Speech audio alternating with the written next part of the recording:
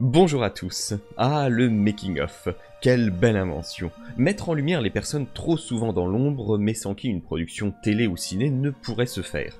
Personnellement, j'adore les making-of et je m'étais régalé à l'époque devant les heures et les heures du Seigneur des Anneaux et du Hobbit. Enfin, d'ailleurs, j'avais commencé par regarder ceux du Hobbit et j'avais trouvé ça tellement génial que j'avais ensuite enchaîné avec ceux sortis 10 ans plus tôt. Enfin bref, j'adore ça, mais j'aime ça quand on a déjà vu les scènes. Une vision que ne partage clairement pas Amazon puisque s'en servent juste comme vidéo promotionnelle pour la saison à venir. Le tout avec des scènes parfois longues, totalement inédites. Et puis ils ont fait assez fort avec deux making-of, bon, qu'ils appellent futurites, allez savoir pourquoi. Pour moi c'est clairement plus un mini making-of qu'autre chose. On va commencer en douceur avec le premier qui se concentre sur les créatures que l'on verra en saison 2.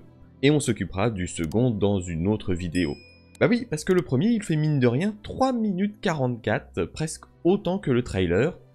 Et si on fait un récap, on aura donc le droit en matière de créatures à des galgals, des ents, un aigle, des araignées, des wargs, des trolls, des monstres des mers, un balrog, et potentiellement aussi un olifant. Ça fait beaucoup. Celui-ci commence par Galadriel, seul encore une fois à cheval dans la forêt, se dirigeant vers un groupe d'orques. Le tout avec une très belle vue sur les bannières portant la marque de Sauron. Un peu de Anatar, très élégant avec sa pince à cheveux, pour enchaîner avec un très bon extrait de la confrontation avec les Galgals. On note déjà les tertres d'où ils sortiront, chose dont on aurait plus d'éléments dans une prochaine vidéo. Alors oui, on a un peu de Kemen, avouez que vous aviez fini par l'oublier celui-là, mais je vais essayer de me concentrer sur le plus important. J'en profite aussi pour vous dire qu'évidemment, afin de ne pas avoir de problème de droit, je ne vous passe pas l'audio, mais si vous voulez, il y aura le lien de la vidéo d'origine dans la description au besoin. Et justement, en parlant de voix, j'aime beaucoup celle des Galgals, qui est franchement réussie. Ah, ça fait son petit effet, et j'ai hâte d'en entendre plus. Les Galgals vont tenter d'emmener les elfes dans leur tertre, en les traînant avec des chaînes. Mais encore une fois, je m'y attarde pas trop puisqu'on en reparlera très bientôt. J'adore la manière dont ils sortent des tertres, le côté désarticulé avec des mouvements très saccadés, et je me dis que c'est potentiellement justement pour ça qu'Amazon avait engagé des acteurs danseurs pour la saison 2. On a le droit à pas mal d'extraits avec des orques, certains se préparant pour la grande bataille de l'Eregion, d'autres traumatisant des humains dans le camp de Hadar au Mordor. On a même un peu de cavalerie elfe, ce qui veut dire que la charge vue dans le trailer ne sera pas le seul passage avec des elfes à cheval. C'est encore une fois un peu compliqué, je vais le dire, voilà, je suis obligé, mais les orques sont vraiment hyper bien faits. On a une bonne diversité et puis on a de ces gueules quand même. On a le droit à Gil-galad en armure que l'on reverra un peu plus tard, ici devant les murailles de la capitale de l'Eregion. On voit notamment des échelles en arrière-plan. Hadar dans son camp au Mordor avec ses très belles bannières, et attention, grosse surprise, le retour d'un Chiwawarg. Celui-ci a quand même l'air moins consanguin que celle de la saison 1, on sent aussi qu'il est plus jeune, mais il a le même collier, surtout là il fait enfin plus menaçant. En revanche, j'ai de grosses difficultés à placer la scène. On dirait des murs en pierre autour plutôt que des troncs d'arbres, alors peut-être que Hadar enverra des wargs dans la cité pour semer la terreur, ou bien est-ce simplement dans le corps orque d'Hadar au Mordor. Arrondir face à... face à je ne sais pas trop. Ça m'a quand même l'air d'être des orques vu la posture voûtée, mais je me dirais que ça pourrait être aussi les brigands qu'on avait eu le droit dans le trailer. Mais on passe directement à une autre créature, les ents. Car oui, visiblement on aura le droit à un couple d'ents, mais un couple qui risque d'envoyer en orbite le petit Théo vu comment il est harnaché. Oh, d'un sens, est-ce que ça serait pas plus mal? Mais du coup, le making-of répond à l'une de mes interrogations sur le fait de savoir si c'était de la neige ou des pétales. Et j'avais bien deviné, ce sont des pétales. Par contre, ça m'était sorti de l'esprit et j'en avais pas fait le lien avec l'ent en fleurs dans le précédent trailer. Au final, il semble que ce soit la nouvelle venue, Estrid, qui soit envoyée en orbite. Par contre, Théo ici sera très probablement pris dans les mains d'un ent et soulevé. Oui, un peu comme dans les 2 tours du Seigneur des Anneaux. Ah, le retour à Numénor, avec l'énigmatique passage au bord de mer, et on apprend ici carrément le pourquoi du comment. Il s'agit donc du tribunal de la mer. La personne est jetée à la mer, et si elle survit au monstre des mers, cela veut dire qu'elle est innocente. C'est pas plus con qu'à l'époque où on faisait des procès de sorcières avec des preuves assez discutables. Alors, on passera sur le fait que le making-of nous spoil complètement le fait que Pharazôn prendra le pouvoir et se fera appeler Ar-Pharazôn. Par contre, ce qui m'interpelle, c'est cette scène, qui fait clairement suite au moment où Elendil se retourne, et qui, je pense, précède celui où Myriel s'avance. Un procès de Myriel serait étrange. Par contre, un procès d'Elendil, là c'est logique. Pharazôn prend le pouvoir, veut commencer à épurer la cité des fidèles, fait emprisonner Elendil, et ils se mettent d'accord pour lui faire subir le procès de la mère. Il est en tenue de prisonnier, s'apprête à se jeter dans l'eau, quand Myriel, visiblement étrangement toujours reine régente, décide de prendre sa place et de subir elle-même le jugement. C'est la manière dont je vois les choses, et ça explique le côté vraiment contrarié de Pharazôn, avec son nouveau conseiller et prêtre à côté de lui, et cette saloperie des Ariennes qui est prête à regarder son père mourir uniquement parce que son frère n'est pas revenu. Isildur, hein, parce que l'autre frère, visiblement, elle en a rien à foutre. D'ailleurs, transition toute naturelle sur Isildur confronté à une araignée. Enfin, une, c'est pas sûr. On a le droit à de nouveaux plans de l'antre d'Arachné, mais surtout, on voit qu'il y a de petites araignées qui fuient, ce qui me met le doute. J'avais dit que l'araignée qui combattait était une version plus jeune d'Arachné, tout bêtement parce qu'un article américain avait été sorti dans la foulée du trailer avec une photo à l'époque exclusive de ce passage, alors encore une fois inédit, et disait que c'était le premier visuel d'Arachné dans la série.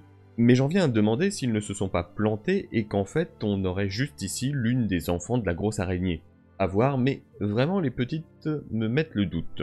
En parlant de doute, la prochaine créature va faire débat. Alors, je vous avais déjà parlé de la scène de la boue entre Isildur et Arondir, attention, en tout bien tout honneur et habillé, mais là on a une bonne partie de la scène. L'humain et l'elfe se retrouveront donc absorbés par la boue, et surtout par une créature totalement nouvelle. Je vous arrête tout de suite, je ne pense pas que ce soit la créature bizarre qui rampait dans le premier trailer. Je reste persuadé que c'est Sauron. Et ici, j'ai l'impression qu'il s'agit d'un immense mille-pattes. Je ne suis pas expert en bestioles comme ça, mais ça m'a l'air vraiment d'être un peu ça. Et surtout, notez qu'Estrid est enchaînée.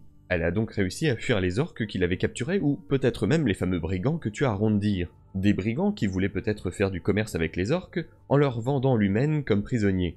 Cela amènerait le côté certains hommes sont juste maléfiques et prêts à collaborer avec les orques. S'ensuit une explication sur l'impression 3D pour la première fois d'oreilles et de masques d'orques, ce qui a permis une plus grande variété et un plus grand réalisme, le tout avec des orques...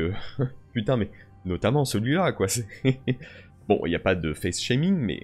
Waouh, il a une gueule quoi. On a Hadar proclamant à ses enfants qu'ils sont libres. You are free. Vu sa tenue recouverte de neige et les pics de glace, il vient clairement de tuer Sauron, et l'explosion ayant transformé le paysage a eu lieu. On a pas mal de vues de la préparation de la bataille côté orc, et c'est assez fou honnêtement de se dire qu'ils ont construit tout cela en dur pour tourner les scènes. Y a pas à dire, ça rend super bien, mais alors super, vraiment super bien. Je passe rapidement sur la tornade de sable, qui je pense toujours a été créée sans le vouloir par notre magicien favori, alors qu'on a le droit à une petite scène d'entraînement avec Galadriel, Arondir et, attention, Gil-galad. D'ailleurs, très bon montage entre la version échauffement et celle tournage. Vraiment hâte de le voir en action, même si j'ai juste un petit bémol. L'armure lui va un peu moins bien qu'à Elrond. Je saurais pas vous dire pourquoi, mais je la trouve moins folle sur lui. Peut-être le manque de cap. Par contre, on a la confirmation d'une info que je vous avais transmise il y a plusieurs mois. Arondir participera bien à la bataille de l'Eregion. Et ouais, l'elfe va faire beaucoup de trajets, hein. J'espère qu'il aura un cheval et qu'il fera pas tout ça à pied, et qu'il fera pas ça non plus en une journée comme Galadriel et Halbrand. D'ailleurs, on a ici la confirmation que nous aurons l'explication de la présence d'Halbrand sur un radeau humain. Car oui, c'est bien lui que l'on voit dans cette cale de navire se faisant aspirer par l'eau. Le tout alors qu'il est de retour face à la créature des mers vue dans l'épisode 2 de la saison 1. Reste maintenant à savoir comment il se retrouve sur un bateau humain. Et enfin, on a le droit à Hadar disant « Envoyez-le », avec l'orque visiblement quasi le bras droit de l'elfe corrompu, répondant « He will kill our own kind », qui correspond à « Mes pères, il va tuer les nôtres ». Send him in. On bat les couilles, frère. Alors parle-t-il vraiment de Damrog, le troll que l'on voit ensuite dans une scène assez Peter Jacksonesque, on va dire? Le fait que le troll prenne un elfe pour s'en servir de balle et le balancer sur le côté d'un coup de tronc d'arbre. Honnêtement, je pense que Jackson validerait largement le côté drôle de cette scène.